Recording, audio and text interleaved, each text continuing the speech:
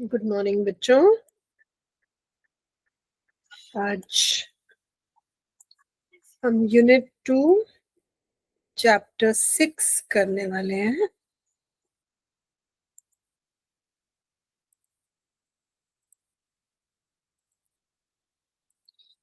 इस चैप्टर का नाम है साइंस एंड स्पिरिचुअलिटी।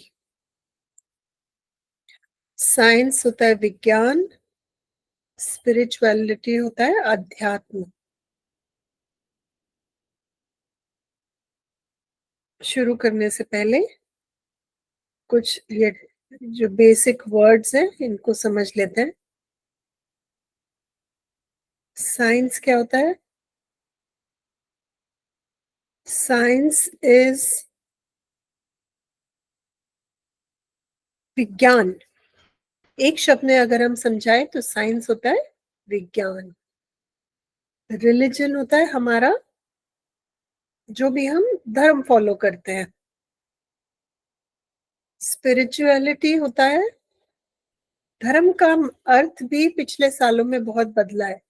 पहले कुछ साल पहले तक धर्म का मतलब होता था वो चीज जो हमारी एक जिम्मेदारी है। उसका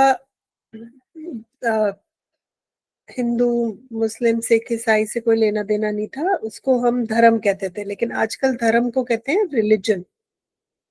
हम जो धर्म फॉलो करते हैं उसको हम रिलीजन कहते हैं। स्पिरिचुअलिटी होता है अध्यात्म। अध्यात्म रिलीजन से अलग होता है। फिलॉसफी, फिलॉसफी होता है बिलीफ, जो विश्वास हम करते हैं जो।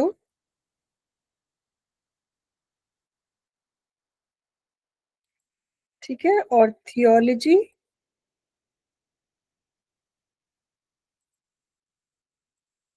थियोलॉजी होता है धर्मशास्त्र।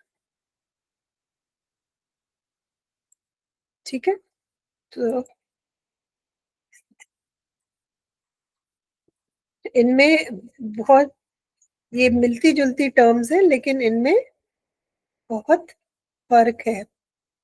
साइंस वो होता है जो intellectual and practical activities in a systematic study. तो ये माना जाता है कि साइंस में एक्सपेरिमेंट होते हैं, रिकॉर्ड्स रखे जाते हैं, ऑब्जर्वेशंस की जाती है और उसके बेसिस पे कोई थ्योरी या कोई ज्ञान दिया जाता है। उसको कहते हैं साइंस, जिसको एक्सपेरिमेंट के द्वारा प्रूव किया जा सके।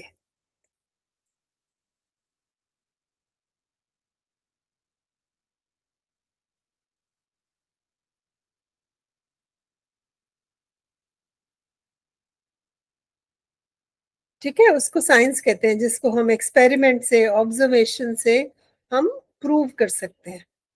रिलीजन वो होता है जो विश्वास है। विश्वास है तो है, नहीं है तो नहीं है। उसको प्रूव और डिसप्रूव करने का कोई तरीका नहीं है।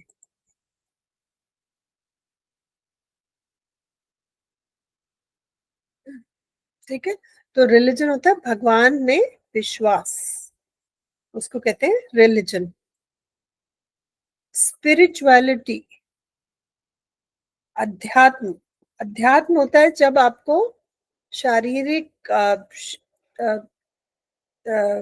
शरीर से ज्यादा और आसपास की दुनिया से ज्यादा आपको आत्मा, कर्म और उस सब में ज्यादा एक विश्वास हो।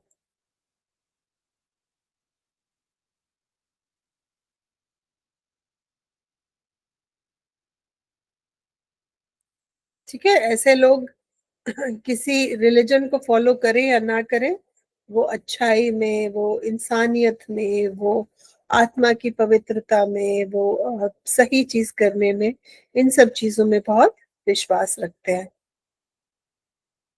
Philosophy, philosophy the study of basic nature of knowledge, reality, existence. जब एकेडमिकली किसी चीज को स्टडी किया जाए तो उसको फिलॉसफी कहते हैं, तत्व ज्ञान।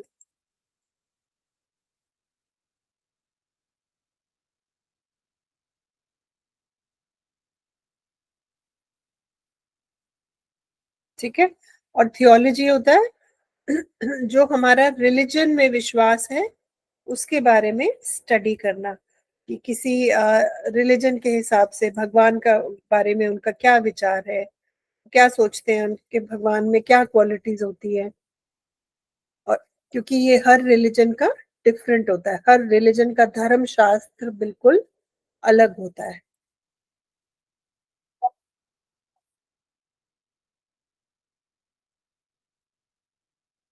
ठीक है। अच्छा, ये कुछ कोट्स हैं अ, अध्यात्म और रिलीजन को लेकर। तो बहुत लोग ये मानते हैं कि साइंस और रिलीजन और स्पिरिचुअलिटी अलग अलग चीजें हैं, लेकिन हमने देखा है बहुत सारे साइंटिस्ट हैं जो अपनी क्लोज टू देयर डेथ, जब वो बुजुर्ग हो जाते हैं, बड़े हो जाते हैं, तो वो सब धार्मिक बन जाते हैं, वो सब आध्यात्मिक बन जाते हैं। धार्मिक तो पता नहीं, पर आध्यात्मिक बन जाते हैं। आइंस्टाइन के बारे में भी यही कहा गया है। ठीक है, ये हो गया साइंस, रिलीजन, स्पिरिचुअलिज्म। विज्ञान, धर्म, अध्यात्म, इन तीनों का हम फर्क जानने वाले हैं। आइंस्टाइन कहते हैं science without religion is lame, religion without science is blind. तो उनके कहने का ये मतलब है कि विज्ञान और धर्म साथ साथ चलने चाहिए, एक के बिना दूसरा अधूरा है।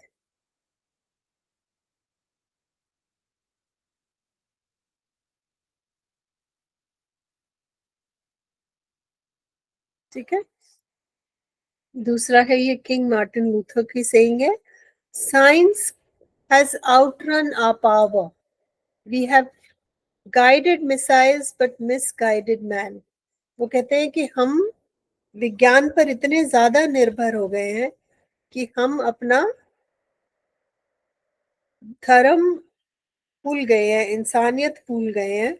और मिसाइल्स तो गाइडेड हैं, लेकिन आदमी आज के जमाने में मिसगाइडेड है। मतलब मिसाइल को पता है उसे कहाँ जाना है, लेकिन इंसान को नहीं पता उसको जिंदगी में क्या करना है, कहाँ जाना है।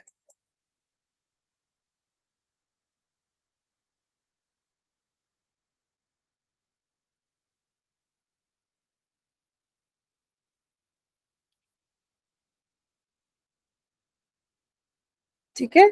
और फिर ये एक और कोटेशन है, on a spiritual journey we all have the same destination. जब हम अध्यात्म के रास्ते पर चलते हैं तो हम सबको एक ही जगह पहुंचना है, जहाँ इंसानियत हो, जहाँ प्यार हो, जहाँ सब बराबर हो और सबका भला हो।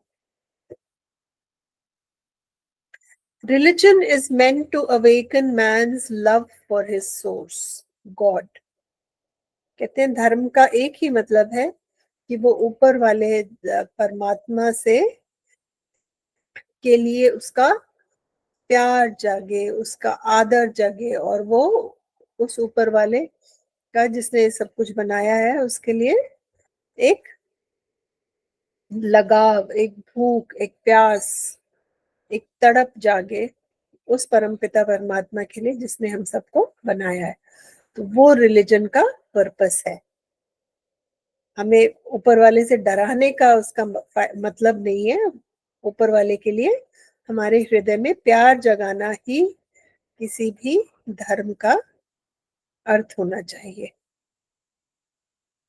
Spirituality provides a means of communication with the creator of heaven and earth in the language of your heart and soul। तो जो अध्यात्म है वो क्या है, ये एक बहुत अच्छा कोटेशन है।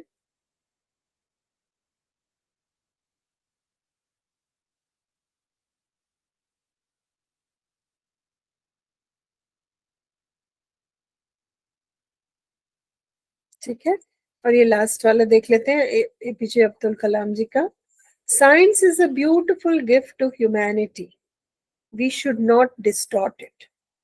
तो वो कहते हैं साइंस में अपने आप में कोई कमी नहीं है। साइंस एक बहुत ही सुंदर और अद्भुत गिफ्ट है जो इंसानों को मिला है, जो ह्यूमैनिटी को मिला है, उसको हमें कुरूप नहीं बनाना चाहिए, उसको हमें खराब करके उसको उसका दुरुपयोग नहीं करना चाहिए।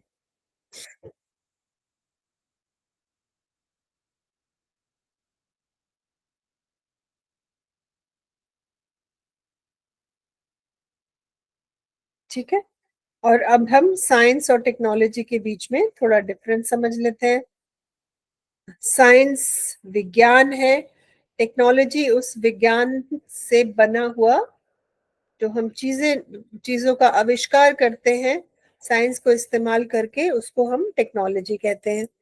जैसे साइंस है कि बिजली कैसे चलती है, और टेक्नोलॉजी है हमने बिजली से चलने वाले उपकरण बनाए। ठीक है? साइंस से हमारी नॉलेज बढ़ती है, टेक्नोलॉजी से हमारी जिंदगियां आसान होती हैं। जैसे पंखा बना, एसी बना, कूलर बना, तो उससे हमारी जिंदगी कंफर्टेबल हुई। वॉशिंग मशीन बनी, कपड़े धोने आसान हो गए। टीवी बना, दुनिया का आप दुनिया से कनेक्टेड रह सकते हो। इंटरनेट बना, तो ये सब जब टेक्नोलॉजी आई तो इन सब ने हमारी जिंदगियां आसान की। जो भी टेक्नोलॉजी से बनता है वो सब साइंस द्वारा ही बनता है। तो इसका मतलब साइंस मतलब जानना, और जो तुम जानते हो उसको इस्तेमाल करके कुछ नया बनाना, वो टेक्नोलॉजी है। ठीक है? उसका जो रिजल्ट निकलता है वो टेक्नोलॉजी बनता है। ओके। तो ये जो कोटेशंस है ये हम कर चुके हैं। What is the difference between science and technology हम डिस्कस कर चुके हैं। ये बहुत इंटरेस्टिंग सवाल है। Do you think science and faith are both important in our lives? कहते हैं कि विज्ञान और विश्वास, क्या दोनों का हमारी जिंदगी में कोई स्थान है?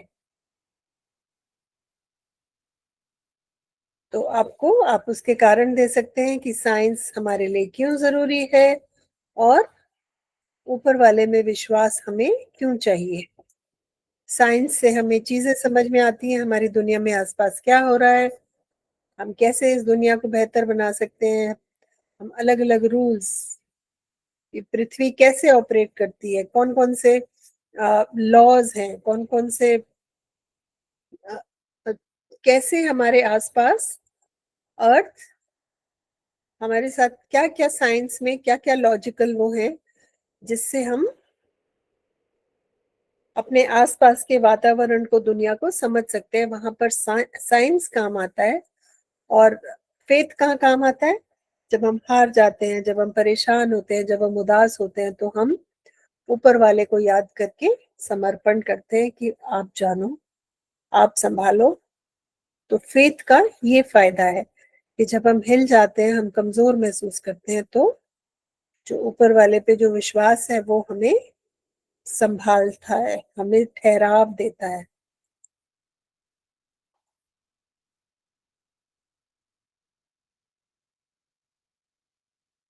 ठीक है?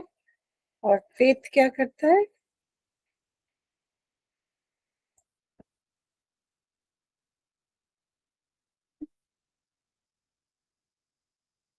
ठीक है?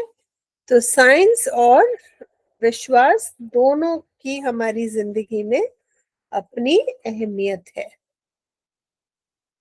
ये अर्थ आप डिक्शनरी लेके इन चारों शब्दों के अर्थ निकाल सकते हैं।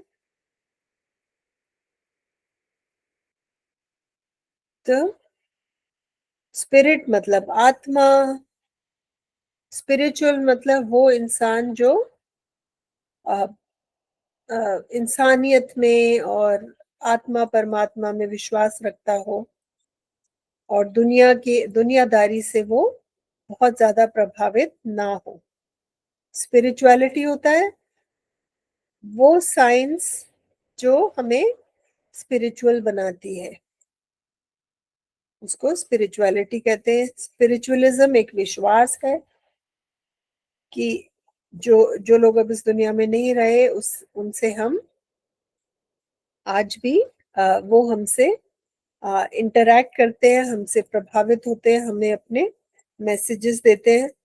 जैसे जो हम श्राद्ध करते हैं बड़े बुजुर्गों के लिए, अपने पूर्वजों के लिए, उसको भी हम एक तरह से वो स्पिरिचुअलिज्म का ही हिस्सा है। हम मानते हैं कि हम जो भी पाठ पूजा करते हैं वो सब उन तक पहुंचती है और उनकी दुआएं और आशीर्वाद हमारे तक पहुंचते हैं, तो वो है स्पिरिचुअलिज्म।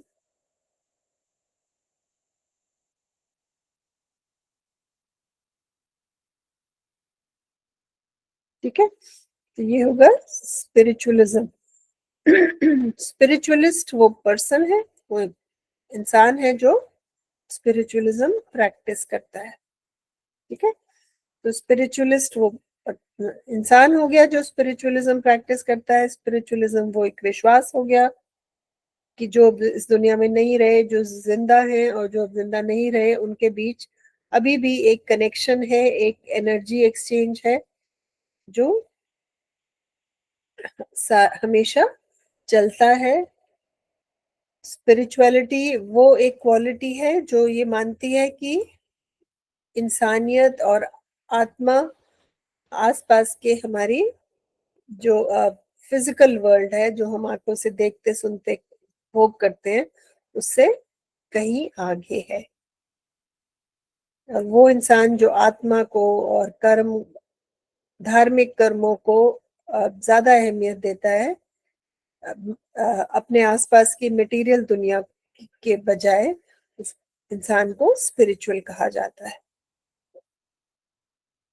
स्पिरिट हो गया आत्मा, मूड, फीलिंग। कहते हैं ना, हिज स्पिरिट इज अनब्रोकन, मतलब उसकी हिम्मत टूटी नहीं है। तो स्पिरिट को हिम्मत, मन, दिमाग, उन सब के लिए स्पिरिट शब्द इस्तेमाल होता है। Okay, now let us read the chapter science and spirituality.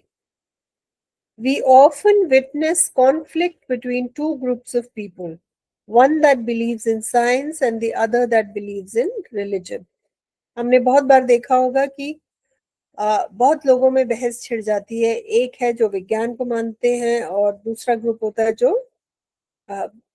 Religion में विश्वास रखता है, जो धर्म में, ऊपर परम पिता परमात्मा में, उस शक्ति में जो इस दुनिया को चला रहा है, उसमें उनका एक बहुत ही अटूट विश्वास होता है। तो इन दोनों ग्रुप्स में जनरली बहुत बहस होती है और दोनों दूसरे की बात मानने को तैयार नहीं होते। क्योंकि साइंस वाले कहते हैं कि जिस चीज को तुम एक्सपेरिमेंट से प्रूव नहीं कर सकते वो तो गलत है, वो तो अमाननीय है। और जो ये कहते हैं कि हमने अपने विश्वास से जादू होता हुआ देखा है और चीजें होती हुई देखी है, हमें अपने रिलीजन में अटूट विश्वास है, चाहे तुम्हारे एक्सपेरिमेंट उसको माने या ना माने। तो ये दो ग्रुप्स में हमेशा विरोधाभास होता है। और बहुत ही हमने बहुत सुना होगा, देखा होगा कि जो लोग बहुत धार्मिक होते हैं वो किसी बहस में, वो किसी भी साइंटिफिक बात को नहीं मानते। वो कहते हैं तुम्हारी साइंस तुम जानो, मुझे पता है, मैंने देखा है कि भगवान, जब हम प्रार्थना करते हैं या ऊपर वाले से कुछ मांगते हैं या कुछ कहते हैं, तो वो कैसे हमारी बात पूरी करता है। तो दोनों को अपनी सोच पर पूरा अटूट विश्वास होता है। Doctor Kalam was a great scientist. This is indisputable. But he was also convinced that fact and faith can together create a better planet. तो डॉक्टर कलाम, हम जानते हैं कि बहुत बड़े साइंटिस्ट थे, इस बात में कोई विरोधाभास नहीं है, सारी दुनिया ये बात मानती है। आ, लेकिन वो भी ये मानते थे कि साइंस और स्पिरिचुअलिटी अगर साथ चले तो हम इस दुनिया को बेहतर बना सकते हैं। तो वो ये मानते थे कि जो विज्ञान है उसमें भी एक ह्यूमैनिटी, एक इंसानियत, एक विश्वास का एलिमेंट होना चाहिए, नहीं तो साइंस डिस्ट्रक्टिव हो जाती है, साइंस नेगेटिव हो जाती है, साइंस नुकसान पहुंचाने पे आ जाती है. He once told me, science and faith must coexist. Coexist for human good. Science provides focus. Focus helps us solve questions, discover the truth, and conceive inventions. Faith provides perspective. Perspective helps us see how our creations and discoveries go on to impact a combination vital for success of societies. Science accelerates progress and faith curbs it within reasonable limitations. If the two function true to their roles, they will work together for the betterment of humanity. कहते science से हमें बहुत नई नई invention मिलती हैं, problem solve करने के तरीके मिलते हैं और बहुत सारे हमें ट्रूथ्स पता चलते हैं अपनी दुनिया के बारे में. लेकिन जो फेथ है वो हमारा इतना साइंस जान के हमारा दिमाग खराब ना हो जाए, हम में अभिमान ना आ जाए, हम डिस्ट्रक्टिव ना बन जाए, हम एक नेगेटिव फोर्स ना बन जाए, उसके लिए हमारा जो विश्वास है, जो भगवान में विश्वास है, जो एक इंसानियत में विश्वास है, जो सही गलत अच्छे बुरे में विश्वास है, वो साइंस को कंट्रोल में रखता है. नहीं तो साइंस के ज्ञान से इंसान की बुद्धि भ्रष्ट हो सकती है और वो बेकाबू हो सकता है.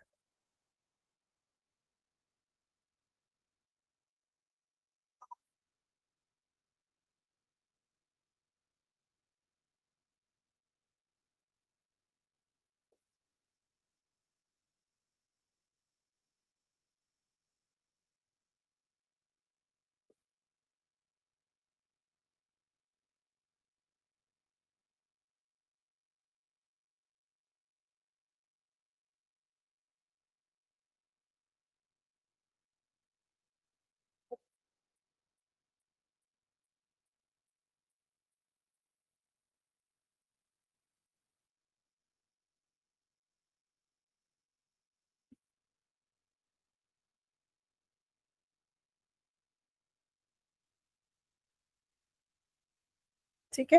तो डॉक्टर अब्दुल कलाम एक साइंटिस्ट थे, लेकिन वो भी जानते थे कि हमारी दुनिया में सिर्फ साइंस से चीज काम नहीं चलेगा, ना ही सिर्फ अध्यात्म से काम चलेगा, दोनों का होना जरूरी है. वो कहते हैं रीजनेबल लिमिटेशन, कहते हैं एक सही मात्रा में दोनों का होना हमारी सोसाइटी में बहुत जरूरी है. तभी ह्यूमैनिटी सही रास्ते पर चलेगी, तभी इंसानियत पर एक डेवलपमेंट भी होगी, लेकिन एक लगाम भी लगेगी, वो संयम रहेगा.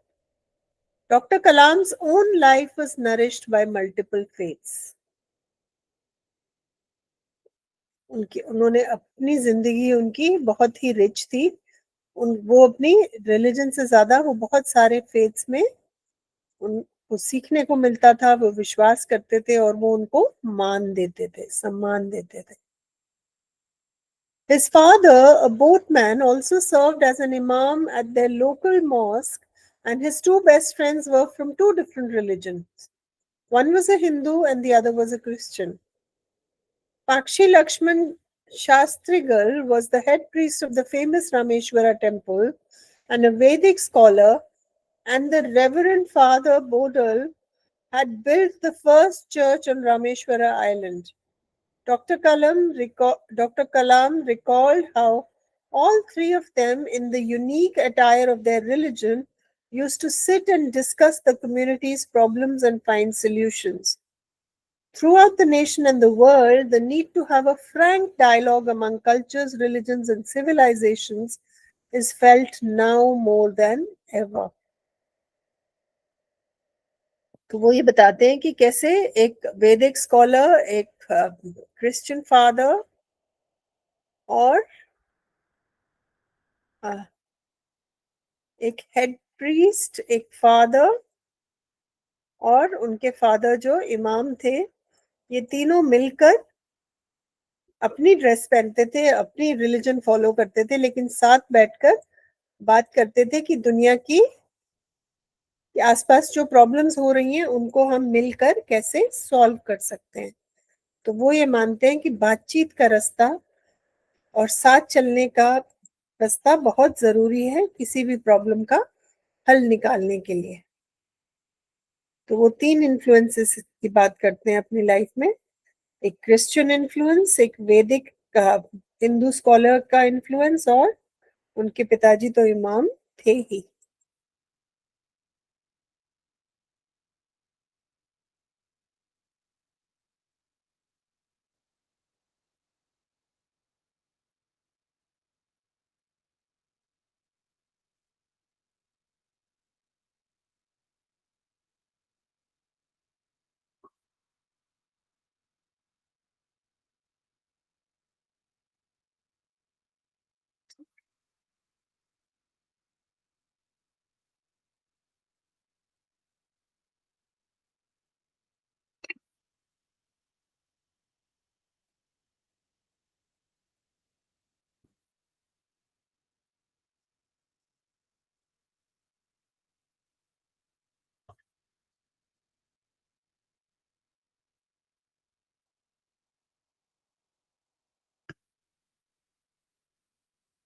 वो ये कहते हैं कि संवाद बहुत जरूरी है, बातचीत बहुत जरूरी है, और सबको साथ लेकर चलना उससे भी जरूरी है।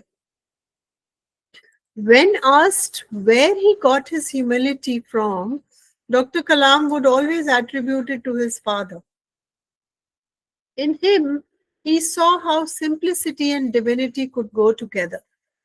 तो जब डॉक्टर कलाम से पूछा जाता था कि आप इतने सिंपल, सादा, डाउन टू अर्थ कैसे हैं, तो वो कहते थे कि मैंने अपने पिताजी से सीखा है, उनसे सीखा है कि आप धार्मिक भी हो सकते हैं, आप आध्यात्मिक भी हो सकते हैं, और आप एक सादा इंसान भी हो सकते हैं।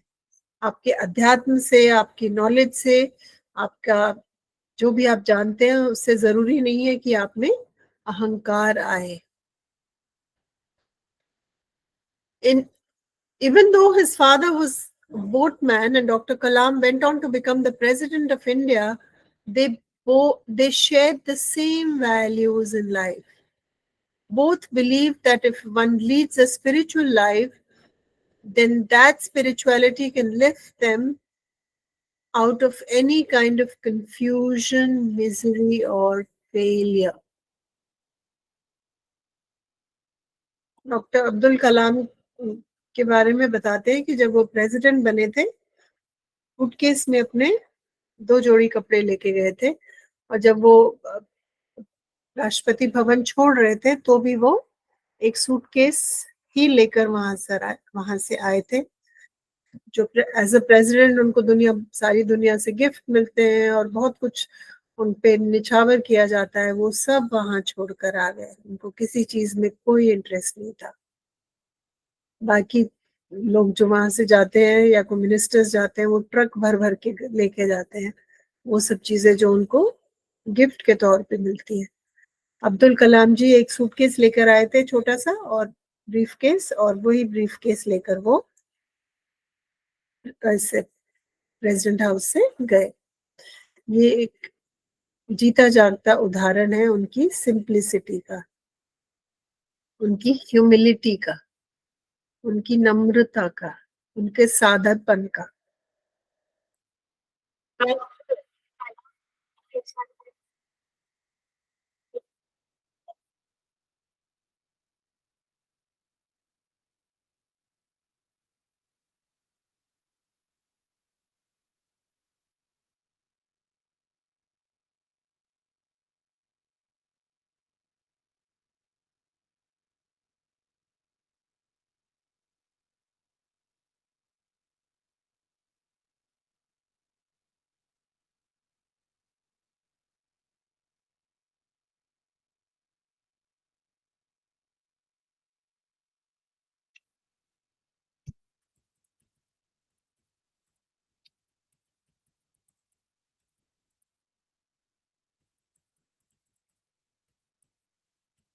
Okay.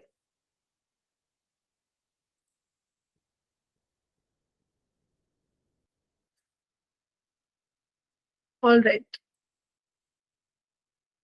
Now, part two. In the 1960s, when Dr. Kalam joined ISRO is the Indian Space and Research Organization. It was just a fledgling organization. His interactions with the great scientist Professor Vikram Sarabhai and the Reverend Peter Bernard Pereira shaped his thoughts on religion. It was there that he learnt about the true meaning of religious service. Professor Sarabhai and his team had selected a site in Thamba, Kerala to set up their space research facility. It was an ideal site due to the proximity to the magnetic equator. But there was a major roadblock in getting possession of the site. It was the fishing grounds of Thamba's fishermen. Moreover, it had an old church of Saint Mary Magdalene, a bishop's house, and a school which was under the administration of the church. Government officials predicted that it would be impossible to relocate so many people from the site and destroy religious institutions for the sake of a space research center. वो कहते हैं कि जब मैंने ISRO join किया तो मैंने वहां से भी बहुत कुछ मुझे सीखने को मिला. वहां पे प्रोफेसर विक्रम साराभाई थे और एक क्रिश्चियन थे पीटर बर्नर्ड, जिन्होंने मेरा रिलीजन को लेके, धर्म को लेके बहुत कुछ मेरी सोच बदली.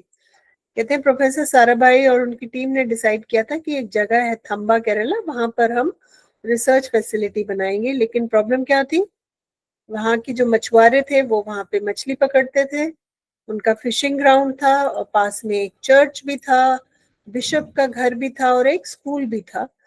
तो वो ये मानते थे, सरकार कहने लगी कि इन सबको हटाना बहुत मुश्किल होगा और ये नामुमकिन सा काम है, तो यहाँ पे कोई तैयार नहीं होगा. But upon Dr. Sarabhai's persistence, it was suggested that they approach the only person who could help them in this situation. Father Pereira, the then bishop of the region.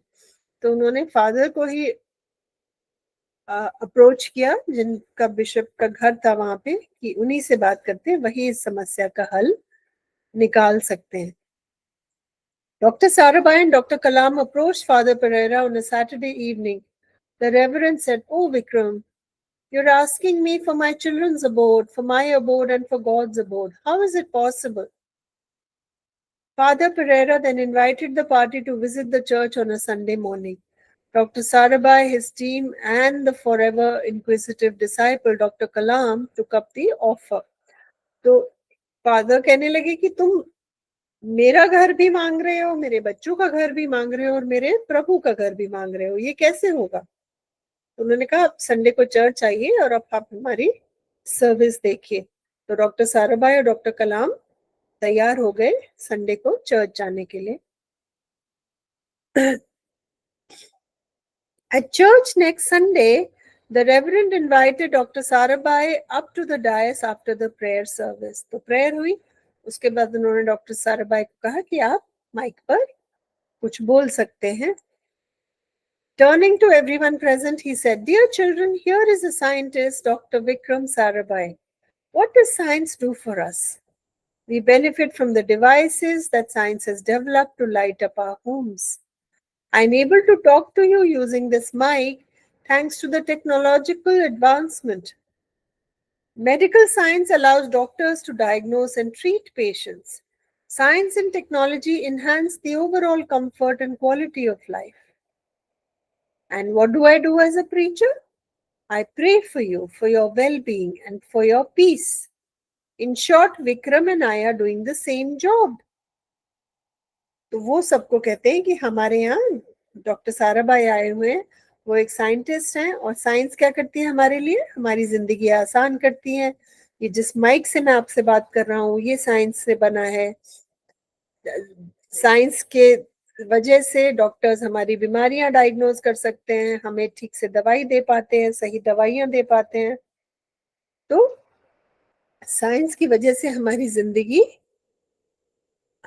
बेहतर हुई है।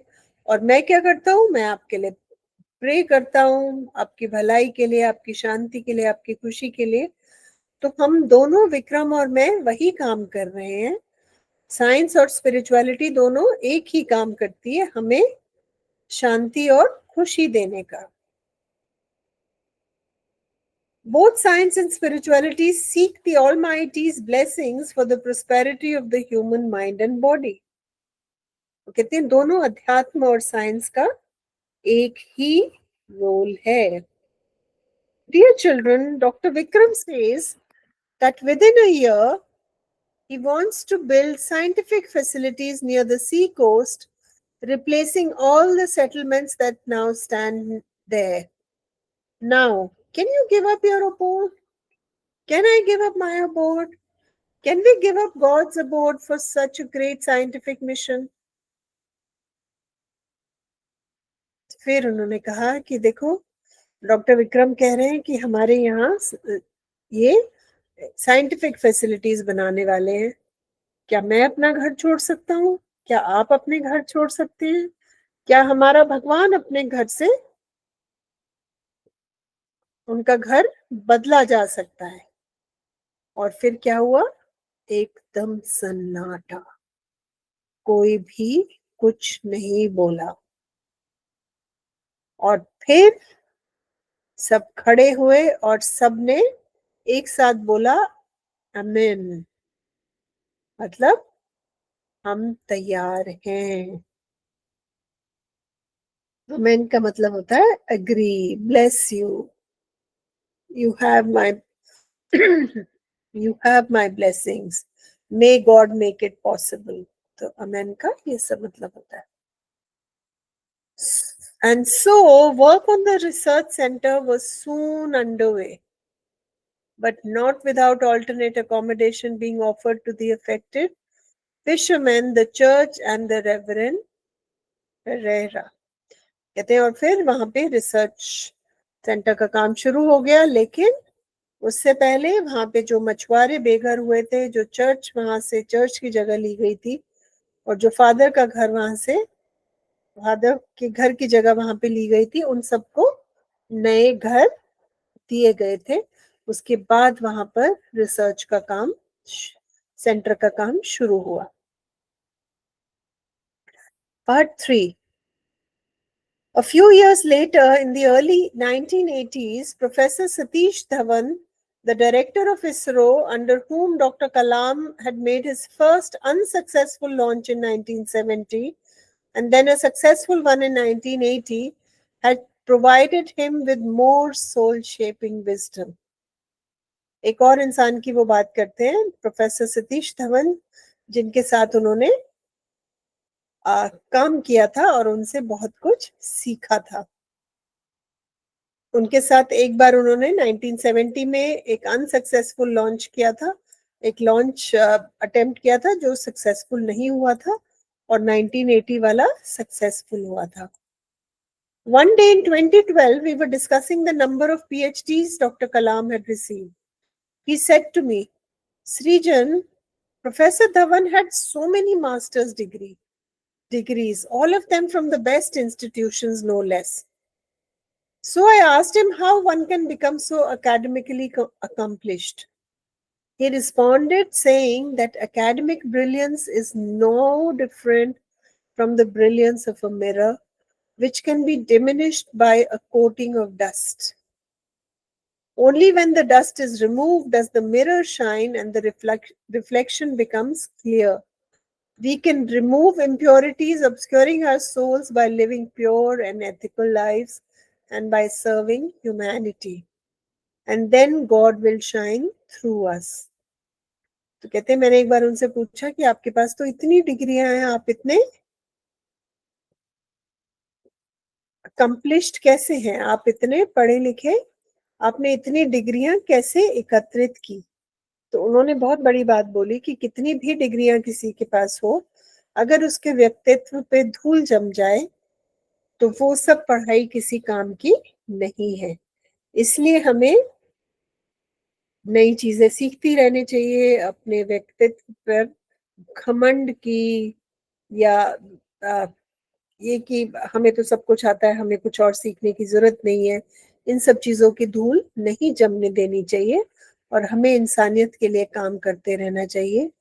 तभी हम भगवान के एक नुमाइंदे कहलाएँगे।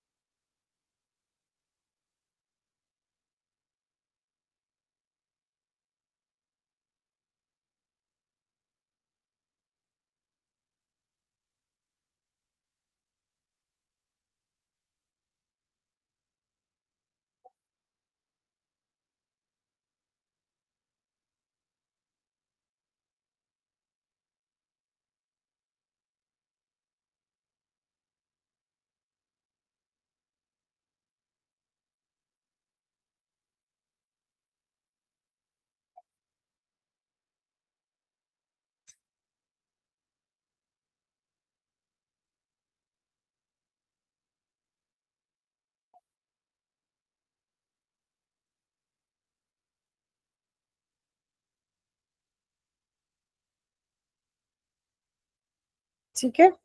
तो और वो कहते हैं कि डॉक्टर कलाम जहाँ भी जाते थे, वो आस-पास के लोगों में उनमें जो भी अच्छाई दिखती थी, वो उससे सीखने की पूरी कोशिश करते थे। कहते हैं यही चीज़ उन्होंने मुझे भी एक बार बोली थी कि अपनी पढ़ाई का इस्तेमाल अपने आस-पास की दुनिया को बेहतर बनाने में करो।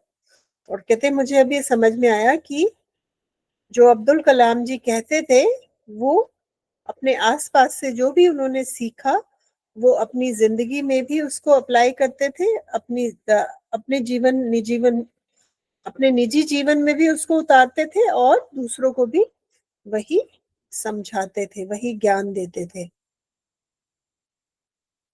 In April 2009, Dr. Kalam was invited to attend the 102nd birthday celebrations of His Holiness Dr. Sri Sri Shiv Kumar Mahaswamiji in the Tumkur district of Karnataka. Mahaswamiji is a remarkable person who has dedicated his life to the service of humanity.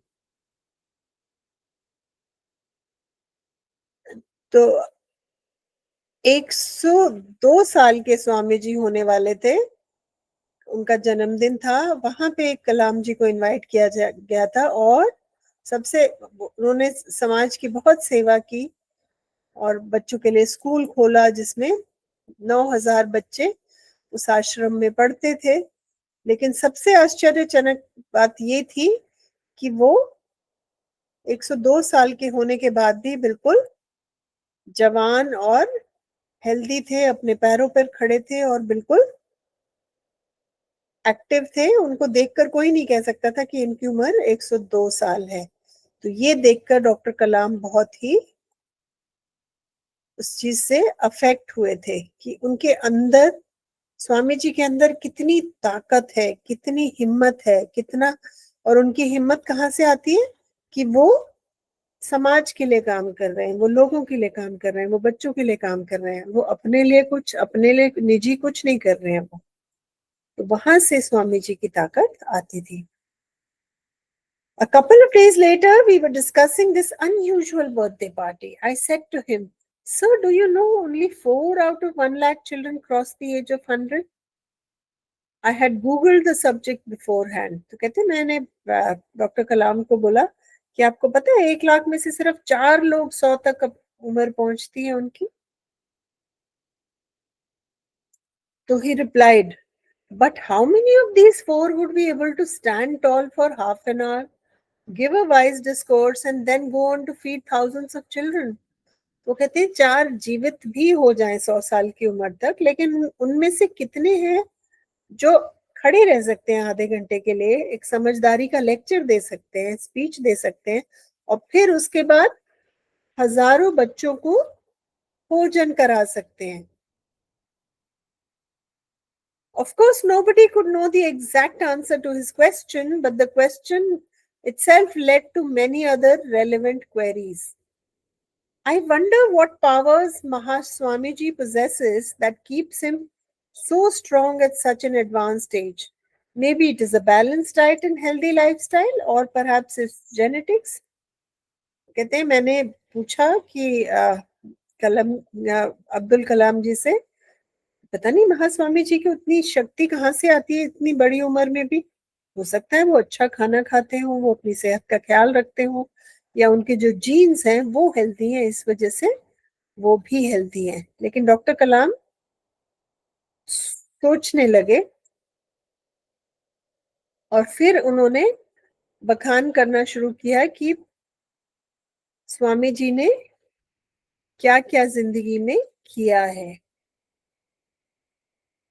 Then, rather than swimming in silence to the shores of Mahapragyaji, he gathered the sands of conscience to be our guide, our best friend. Deeper down in the space-time of memory, he must have heard Professor Brahma Prakash's words about the need of living a pure and ethical life, and Father Pereira's and Dr. Sarabhai's lesson of selflessness in service. Eventually, his thoughts would have settled on the Swami Sivanand of Rishikesh, whom he, in whom he saw great tranquility, and finally, they must have come full circle with the memory of the life of the simplicity of his father, which always espoused the value of giving back. वो कहते हैं कि जब कलाम जी चुप थे तो उनके दिमाग में वो सब लोगों की एक तस्वीर घूम गई होगी जिनसे उन्होंने बहुत कुछ सीखा है और जिन्होंने उनको कुछ ना कुछ उनकी जिंदगी में सिखाया है, क्योंकि वो बैठकर बहुत गहरी सोच में डॉक्टर कलाम बैठे थे। At last he spoke, finally वो कुछ बोले। It is the very spirit of what can I give, he elaborated. Mahaswami ji lives with the below beliefs and ethos of our mission. He gives and gives education to famished minds, food to famished bodies. In giving so much, he becomes strong. कहते हैं महास्वामी जी की सबसे बड़ी ताकत ये है कि वो देने का भाव रखते हैं, लेने का नहीं। जिन दिमाग को नॉलेज की भूख है उनको नॉलेज देते हैं, एजुकेशन देते हैं। जिन शरीरों को खाने की भूख है, उनको खाना ठीक से नहीं मिलता है, उनको वो खाना देते हैं। और दूसरों को ताकतवर बनाने से वो खुद ताकतवर बनते हैं और वहीं से उनका स्ट्रेंथ आता है। उनका बड़प्पन ही उनकी सबसे बड़ी ताकत है। That is what keeps him standing tall and active in life. कहते हैं जिंदगी का सबसे बड़ा एक जो एसेंस है, जो जिंदगी के सबसे बड़ा लेसन है, वो हमें ये होना चाहिए कि मैं समाज को क्या दे सकता हूँ, मैं आसपास के लोगों को क्या दे सकता हूँ, इसके बजाय कि वो मुझे क्या दे सकते हैं, वो मेरे लिए क्या कर सकते हैं। Turning to me, he said, "What is the reverse of what can I give?" Circumspectly, I said, "What can I take?" तो वो कहते हैं कि ज्यादातर लोगों का ये विचार होता है कि मुझे उससे क्या मिल सकता है, मुझे उससे क्या मिल सकता है, वो मुझे क्या दे सकता है। उसके बजाय हमारा भाव होना चाहिए कि मैं सामने वाले को क्या दे सकता हूँ, मैं अपने समाज को क्या दे सकता हूँ, जहां मैं रहता हूँ उनके लिए मैं क्या कर सकता हूँ। तो लेने के बजाय भाव देने का होना चाहिए, उसी से सारी ये ताकत अच्छाई निकल कर आती है। और कहते हैं इस मैसेज ने मुझे बहुत कुछ सिखाया और मेरे दिमाग में बहुत दिनों तक रहा। और फिर this idea became a 3 years later in 2012 this idea became a reality as our What Can I Give movement, through which Dr. Kalam tried to combat corruption, environmental degradation and social evils. कहते फिर doctor कलाम ने what can I give movement शुरू किया, जिसमें उन्होंने अलग अलग समाज की कुरीतियों को कॉम्बैट करने की कोशिश की। It is important that we ask ourselves this question, for in the answer lies the truth of humanity. So go ahead and question yourself, what can I give? the answers would be astounding. तो कहते हैं हमें भाव यही रखना चाहिए कि मैं क्या कर सकता हूँ, मैं क्या दे सकता हूँ समाज को, लोगों को। उसी से हमारी ताकत है, उसी से हमें पता चलेगा कि हममें बहुत कुछ खूबियां भी हैं। तो ये क्वेश्चंस हैं, ये मैच द फॉलोइंग, ये आप कर सकते हैं। ये स्टेटमेंट्स हैं, इसमें आपको लिखना है अगर आप एग्री करते हैं या डिसएग्री करते हैं। पार्ट 3 में भी यही क्वेश्चंस हैं जिसमें आप ये सेंटेंस पूरा कर सकते हैं टेक्स्ट को देखकर। और ये एमसीक्यूज हैं, इनमें से आप करेक्ट आंसर चूज कर सकते हैं। जैसे doctor Kalam father was teacher थे, साइंटिस्ट थे, फार्मर थे, इमाम थे। तो इसमें सही आंसर आप चूज कर कर यहाँ लिख सकते हैं। ये बहुत ही सिंपल क्वेश्चंस हैं। तो आप क्वेश्चन 1, 2, 3 होमवर्क के लिए कर सकते हैं। और 4, 3 में आपको उन सब लोगों के नाम लिखने हैं जिनसे डॉक्टर अब्दुल कलाम ने कुछ ना कुछ सीखा है। और ये हर साल में कुछ ना कुछ महत्वपूर्ण हुआ जिसको इस आर्टिकल में लिखा गया है, वो आप चैप्टर पढ़कर निकाल सकते हैं। जब ये रिसोर्स आपके साथ शेयर होगा, इसमें भी आपको ये आंसर्स, ये समरी मिलेगी। आपको लंबा चैप्टर है तो उसको आपको 500 वर्ड्स में आपको ये समरी मिलेगी। और ये नए शब्द जो हैं इसमें इस्तेमाल किए गए हैं, ये शब्द है, ये मीनिंग है इंग्लिश में, ये हिंदी में, मराठी में, और ये एक एग्जाम्पल सेंटेंस है। ठीक है, ओके। जितने भी नए शब्द हैं इस चैप्टर में वो यहाँ पे हैं, और आपके जो क्वेश्चंस हैं जो किताब के एंड में हैं उनके आंसर्स भी यहाँ पर दिए गए हैं। अगर आपको कंफ्यूजन हो, आप यहाँ से आंसर्स अपने चेक कर सकते हैं, लेकिन बिना हेल्प के करने की कोशिश जरूर करिएगा। उसके बाद फिर आप इससे यहाँ से अपने आंसर्स डबल चेक कर सकते हैं। ठीक है बेटा, बाय।